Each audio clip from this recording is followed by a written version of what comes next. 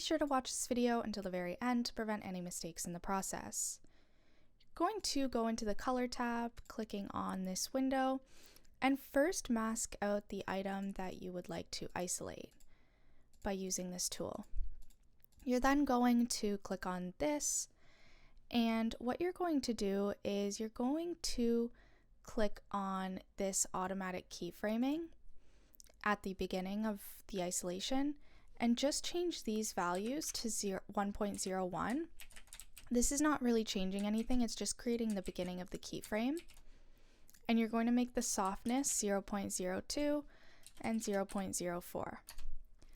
Now once that's done, you're going to move a few frames to the right, and you're going to change these values to 0.2.